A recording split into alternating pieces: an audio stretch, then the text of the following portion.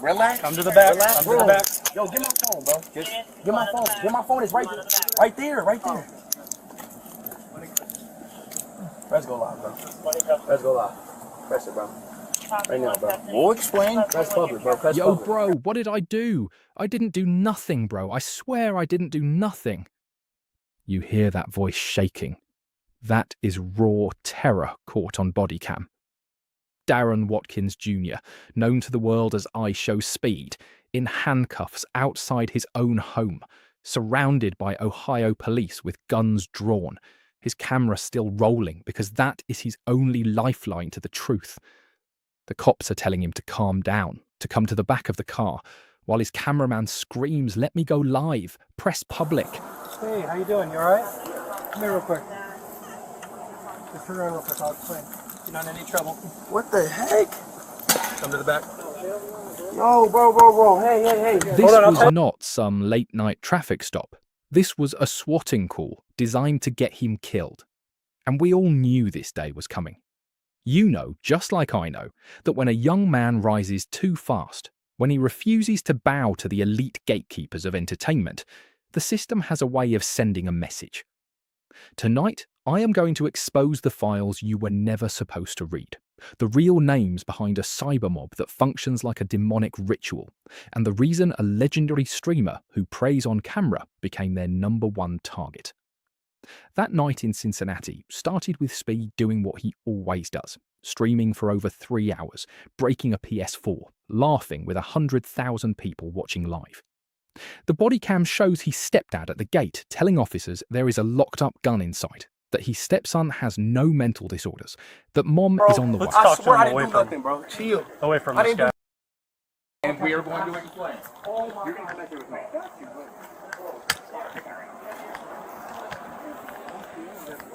I don't care. Oh, okay. What's going on?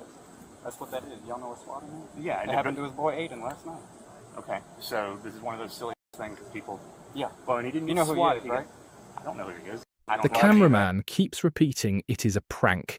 It happened to his boy Adin last night. Somebody called a hotline and said he wanted to murder his entire family with an He AR-15. plays video games live on stream. Like I said, there's 100,000 people watching. Okay, That's what he does. we're going to shut that part down for right now. There's a full time. Don't turn it off. You don't got to do that. We're going to do that while we have a conversation. Yo, chat. Spam L in the chat. They're making us turn it off. But we'll keep y'all updated. Watch the officer's face when he hears the word swatting. He knows. He says, yeah, that's what it is, but we still got to do our job.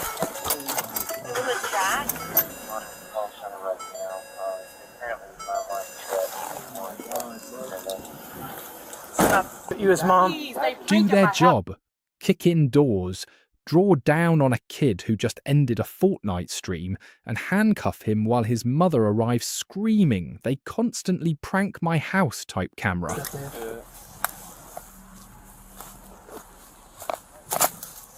What kind of car she drive? I'll tell you right.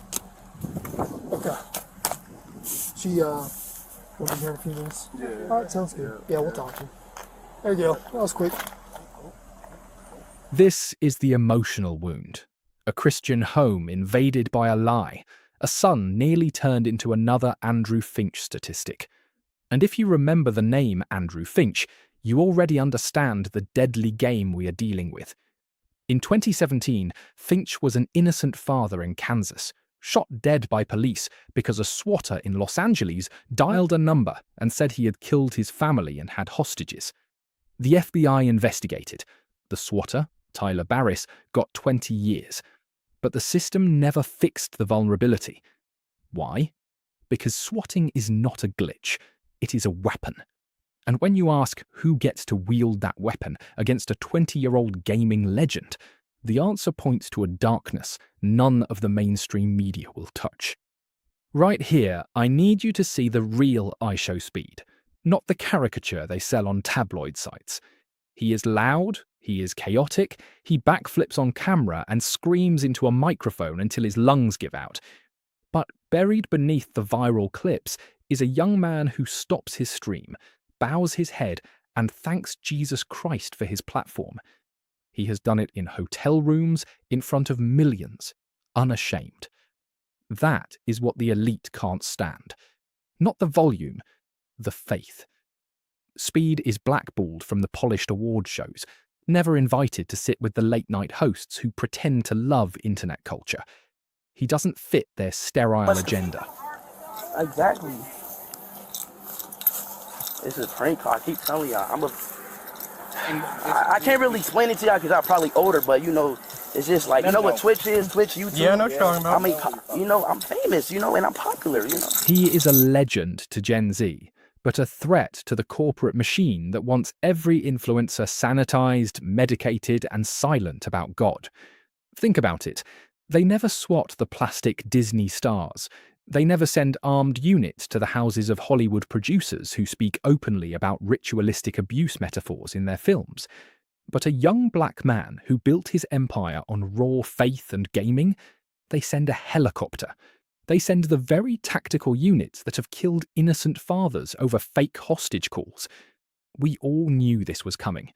We just didn't know which legend they would target first. Now let's drop the real names and the documented events, because you deserve the files they don't want you to know about. The Bodycam, recorded by the Cincinnati Police Department, captures the exact sequence. Timestamp it in your mind. Officer Chandler and others arrive at the Watkins residence after a call was routed from a crisis hotline in Iowa, not local, Iowa.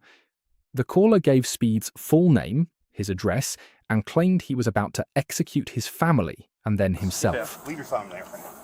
Well, here, I'll carry it for you so you don't. Oh, it's his phone? Somebody done pranked us and said that he was about to kill me. Yeah. Okay. Does he have any mental No. diagnosis or anything like that? Any guns in the house? No. The stepdad clearly tells them the only gun is locked up. The mother, when she gets there, is on the verge of tears, saying, "People keep pranking my son. Find the FBI and find who sent that. That's who needs to be in handcuffs."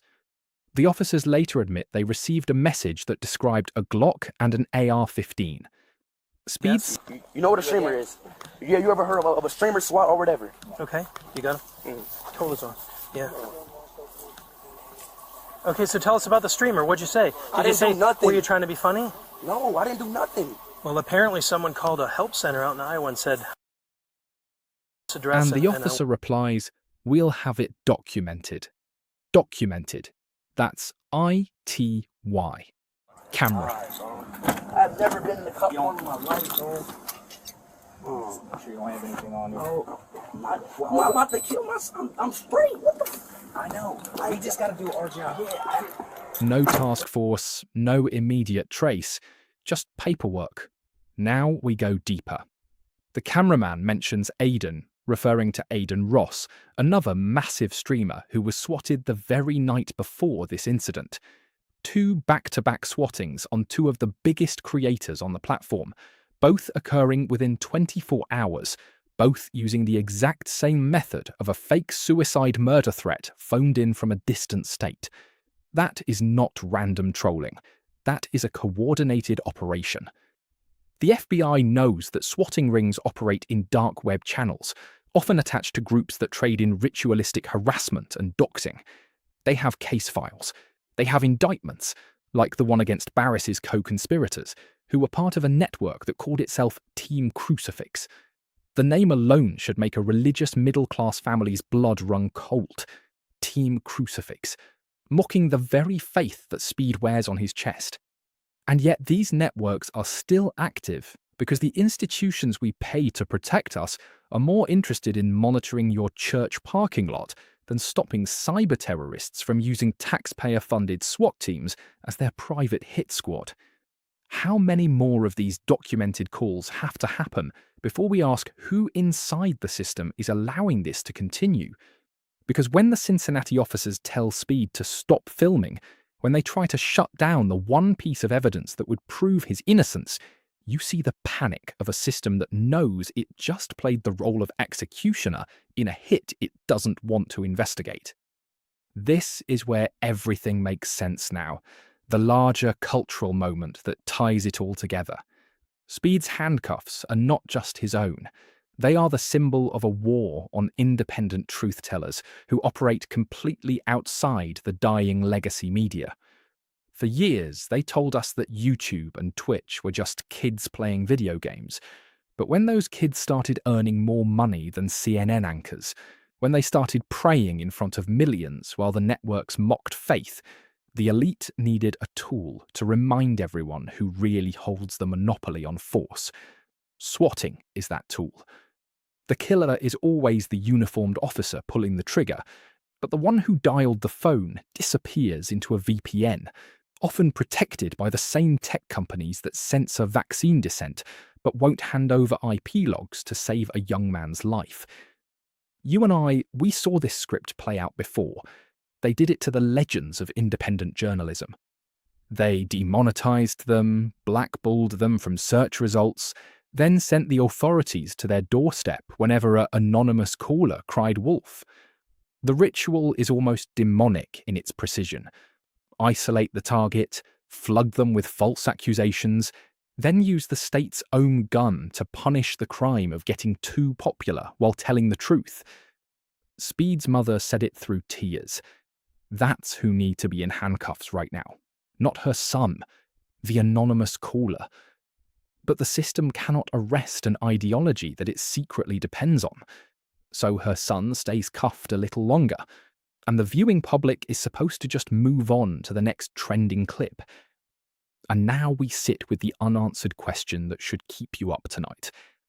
If this can happen to a 10 million subscriber legend with a camera crew, a mother who arrived in minutes, and a live audience documenting every second, what happens to your child? Is he safe? Yeah. You don't even know I got it. He doesn't have any mental diagnosis or anything. Okay. His mom on the way. Mom's on the way? Yeah. Are you dead? What happens to the young man in your church youth group who streams his Bible study and accidentally makes a rival online who knows how to spoof a phone number?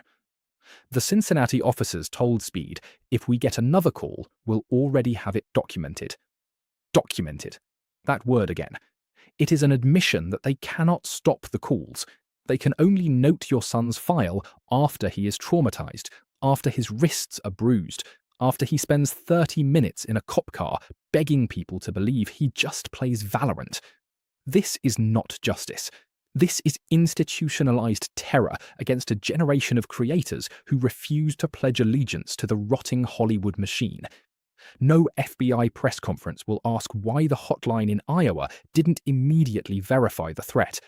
No mainstream outlet will show the real footage of Speed trembling while his cameraman begs officers to let them keep the stream running, slash any Imagine if, like, you have a son. Hear me out. Imagine you have a son, you love him so much, and then someone calls your house and says, my son's, they said you have a Glock, an AR-15, and want to shoot everybody. Oh, that's... All right, well, let's put you in the car, and then guess what? all right. This is just I'm trying to calm down, but it's like overwhelming, right? Yeah, it's just a screamer slide. It's a screamer slide. You think they tried to, like, The trick you? demons who dialed that number are still out there, likely laughing in a forum that calls itself something like Crucifix, mocking the prayer they watched Speed say just hours before the sirens came. And the files you and I want to see? The real investigation into who coordinates these swatting rings and how they are funded. Those files are buried so deep, even a legend can't dig them out. So I leave you with nothing clean, no resolution, no happily ever after where Speed gets a medal and the swatter gets a cell. That is not how this dark chapter works. What I need you to feel right now is the same moral outrage that flooded his mother's voice when she saw her son in cuffs and screamed at armed men, "You need to find who sent that." That is the only righteous anger that ever brought light into these shadows. The question I want you to answer down in the comments is the one they are terrified we will ask out loud. If armed police can be dispatched to a praying man's house because of one anonymous demon with a phone, who will protect our families when the target moves from legends to everyday believers? And why does the FBI have time to raid school board meetings, but never enough resources to shut down the ritualistic swatting networks that already killed a father in Kansas and nearly killed a son in Ohio? Tell me what you truly believe. Because I know you feel it too. The system is not broken. It is working exactly as designed.